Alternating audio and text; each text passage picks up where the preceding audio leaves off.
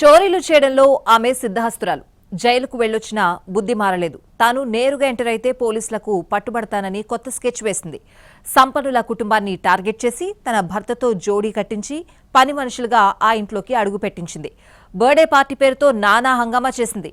మరో 7గురితో కలిసి దోపిడీ ప్లాన్ అమలు చేసింది. ఇంతకీ ఆ కిలాడీ స్కెచ్ వర్కౌట్ అయిందా లేక బెడిసికొట్టిందా? మల్కాజ్గిరి కమిషనరేట్ పరిధిలోని కౌకూర్లో సంచలనం సృష్టించిన నేపాలీ గ్యాంగ్ దోపిడీ కేసును పోలీసులు ఛేదించారు. ప్రత్యేక టీంలను ఏర్పాటు చేసి జవహర్ నగర్ పోలీసులు గాలింపు ముమ్మరం చేశారు. దేశం దాటకుండా సరిహద్దుల దగ్గర నిందితుల ఫోటోలు ఏర్పాటు చేశారు. 5 రోజుల తర్వాత సికింద్రాబాద్ రైల్వే స్టేషన్లో 4 నేపాలీలను అదుపులోకి తీసుకున్నారు. పోలీసుల విచారణలో కీలక విషయాలు వెలుగులోకొచ్చాయి. కౌకూర్ గ్రామ పరిధిలో retired professor Muralidhar, doctor Vijayalakshmi దంపతులు నివాసం ఉంటున్నారు. వారి పిల్లలు విదేశాల్లో సెటిల్ అవడంతో మురళీధర్ దంపతులే ఇంట్లో ఉంటున్నారు. కొన్ని రోజుల క్రితం నేపాల్కు చెందిన రాజేష్, సబీనా దంపతులను పని మనుషులుగా నియమించుకున్నారు. వీరిద్దరూ కొన్నాళ్లు నమ్మకంగా పనిచేశారు.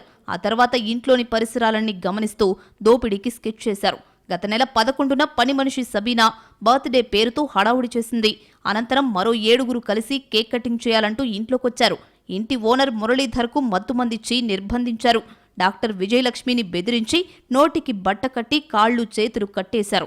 ఇంట్లోని 60 తులాల బంగారు నగలు, వెండి బిస్కెట్లు, విదేశీ పౌండ్లు, డైమండ్ నెక్లెస్ అపహరించారు. మరుసటి రోజు మధ్యాహ్నం వరకు విజయలక్ష్మి అతి కష్టం మీద కట్లు ఇప్పుకొని సహాయం కోసం కేకలు వేసింది. అప్పటికే దోపిడీ చేసిన నేపాలీ గ్యాంగ్ దేశం దాటేందుకు ప్రయత్నం ప్రారంభించింది. బాధితుల నుంచి ఫిర్యాదు అందుకున్న జవహర్ నగర్ పోలీసులు దర్యాప్తు ముమ్మరం చేశారు. క్లోజ్ టీంను పిలిపించి ఆధారాల కోసం ప్రయత్నించారు. టీవీపై ఫింగర్ ప్రింట్ దొరకడంతో కేసు కీలక మలుపు తిరిగింది. ఆ వేలిముద్రను విశ్లేషించి గతంలో దోపిడీ కేసులో అరెస్టై జైలు నుంచి విడుదలైన నేపాలీ మహిళ మీనాకి చెందినదిగా గుర్తించారు.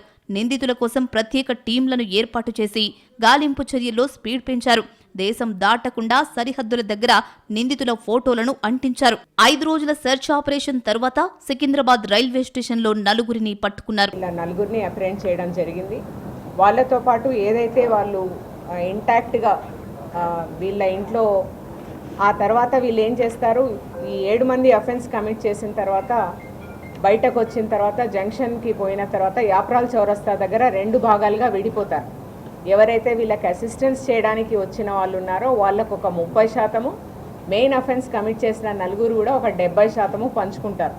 పంచుకొని వీళ్ళకు వాళ్ళకు వీళ్ళు చెప్పుకోకుండా రాష్ట్రం నుంచి వెళ్ళిపోతారు. వెళ్ళిపోయి డిఫరెంట్ ప్లేసెస్లో తిరుగుతూ, కాకపోతే మనం ఇప్పుడే హైదరాబాద్ సిటీలో కూడా ఒక అఫెన్స్ కావడము, మనం దేశ సరిహద్దుల్లో వీళ్ళ ఫొటోస్ అన్నీ కూడా అతికించడము, తర్వాత అక్కడున్న ఎక్స్టర్నల్ అఫైర్స్తో మనము టచ్లోకి రావడము. నేపాల్కు చెందిన మీనాకు సంపన్నులైన మురళీధర్ దంపతులకు పని మనుషులు కావాలనే విషయం తెలిసింది. తన భర్త రాజేష్తో కలిసి దోపిడీకి ఖతర్నాక్ స్కెచ్ చేసింది. నేపాల్కు చెందిన సబీనా అనే మహిళను రంగంలోకి దింపింది. తన భర్త రాజేష్, సబీనా భార్యాభర్తలుగా నమ్మించి రిటైర్డ్ ప్రొఫెసర్ ఇంట్లో పని కుదుర్చుకున్నారు. ఇంట్లో చేరిన రోజు నుంచే కళ్లతోనే స్కాన్ చేశారు. ఎక్కడెక్కడ విలువైన వస్తువులున్నాయో పరిశీలించారు. దంపతులు ఒంటరిగా ఉండడం, ఇంటి పరిసర ప్రాంతాలు నిర్మానుష్యంగా ఉండడాన్ని తమకు అనుకూలంగా మలుచుకున్నారు. సబీనా బర్త్డే అని చెప్పి నేపాల్కు చెందిన మరో 7గురిని ఇంట్లోకి పిలిచారు. గత నెల 11న సబీనా, రాజేష్, మీనా, సామ్రాట్, కిరణ్, బిష్వాల్, జంకర్, కమల్, డానియల్ చార్ కలిసి ఇంట్లోకొచ్చారు. ఇంతమంది రావడంతో మురళీధర్ దంపతులు అభ్యంతరం చెప్పడంతో బర్త్డే కేక్ కటింగ్ పూర్తయ్యాక తినేసి వెళ్లిపోతామని కహానీలు చెప్పారు. అర్ధరాత్రి తమ ప్లాన్ ప్రకారం రాజేష్, సబీనా, మీనా, డానియల్ చార్, సామ్రాట్ ఇంట్లోకి వెళ్లారు. మురళీధర్ దంపతులను కట్టేసి అందిర కాడికి దోచుకుని పారిపోయారు. ఇచ్చి మేము బర్త్డే సెలబ్రేషన్ కాబట్టి మార్నింగ్ నుంచి చాలా బిజీగా ఉన్నామన్న ఒక పిక్చర్తో వీళ్ళ 2 వీలరే వాడుకొని చాలా వస్తువులు బయటికి పోవడం తెచ్చుకోవడం.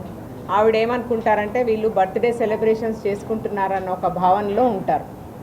ఉండి రాత్రి వరకు వెయిట్ చేసిన తర్వాత రాత్రి దాదాపుగా వాళ్ళు డిన్నర్ చేసే సమయానికి ఈ మీనా తర్వాత సబీనాని తీసుకొని ఇంట్లోకి వస్తుంది.